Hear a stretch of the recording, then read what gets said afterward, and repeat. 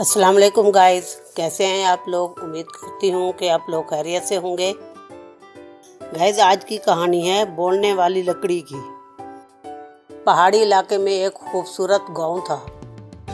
वहाँ पे एक घर में रात को बच्चे इकट्ठे होते और आग जलाकर उसके गिर्द बैठकर एक दूसरे को कहानियाँ सुनाते थे। लकड़ियाँ डेली एक नया बच्चा लेके आता था।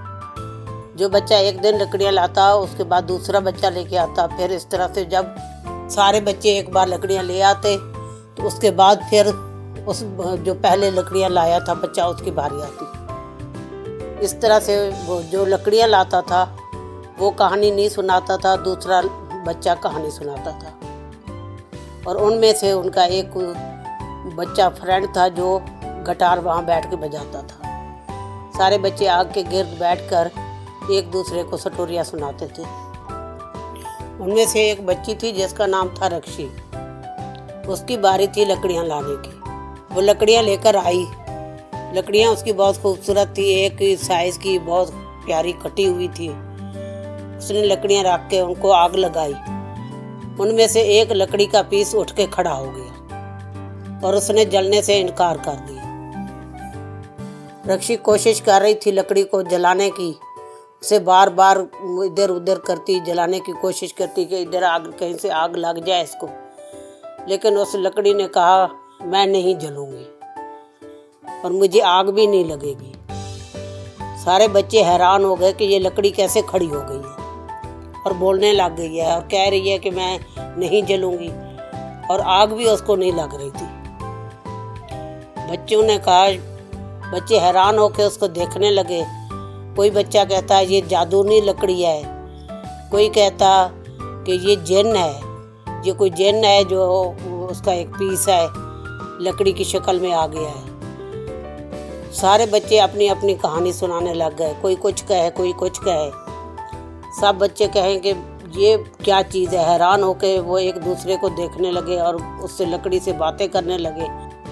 तो रक्षी ने पूछा कि तुम्हारा नाम क्या है।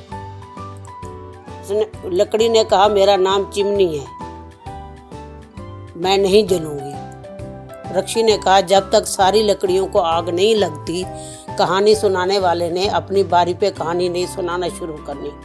जब आग लगेगी तो कहानी शुरू होगी। तो कहती, मैं क्या करूं, मैं आग में नहीं जलूंगी। अगर कहानी सुनानी है तो सुनाए, नहीं सुनानी तो ना सुनाए।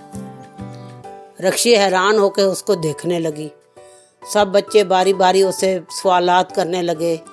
कोई कहता तो कहाँ से आई है, कोई कहता कि तू किस दरख्त की लकड़ी है, कोई बच्चा कहता तो किस जंगल की लकड़ी है, तो अपने मुतल्लिक कोई बता।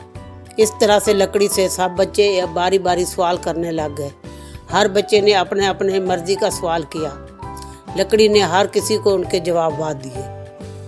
कभी लकड़ी उधर किसी का जवाब देती, उतने में दूसरा कभी लकड़ी एक बच्चे का जवाब देने में अभी पूरा मुकम्मल नहीं किया होता था तो दूसरा बच्चा सवाल कर देता। जो उस बच्चे के अभी सवाल मुकम्मल नहीं होते थे तो तीसरा बच्चा सवाल कर लेता। तो इस तरह से लकड़ी सारे बच्चों के जवाब दे दे के थक गई। उधर भी बच्चे थे। बच्चे शैतान के चच्चे होते हैं, वो कौन सा काम होते हैं। उन्होंने भी लकड़ी को बहुत तंग किया। उन्होंने कहा कि जब तक तुझे आग नहीं लगेगी कहानी शुरू नहीं होगी। लकड़ी ने कहा कि मुझे आग क्यों लगे, इतनी सारी लकड़ियों को तो आप जला रहे हो, अगर एक मैं ना जली तो क्या होगा। उन्होंने कहा कि जब तक सारी लकड़ियों को आग नहीं लगती, हमारा असूल है कि जब तक सारी लकड़ियों को आग नहीं लगेगी तब तक कहानी शुरू नहीं होगी। फिर रक्षी ने लकड़ी की मिन्नतें करना शुरू कर दी। रक्षी ने कहा, प्यारी चिमनी, बराए मेहरबानी अपने आप को जलने दो। तो जब तक तुझे आग नहीं लगेगी तब तक कहानी शुरू नहीं होगी। प्यारी लकड़ी जल जा, प्यारी लकड़ी जल जा।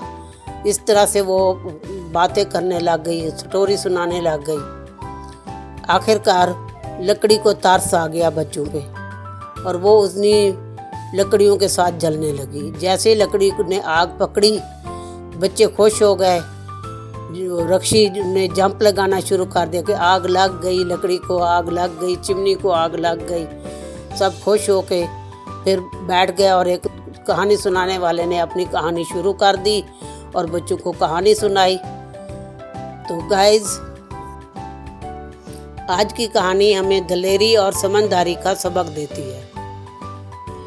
गाइज, उम्मीद करती हूँ कि आप लोगों को मेरी कहानी पसंद आई होगी। अगर कहानी पसंद आई है तो इसे लाइक करें, दोस्तों रिश्तेदारों में शेयर करें।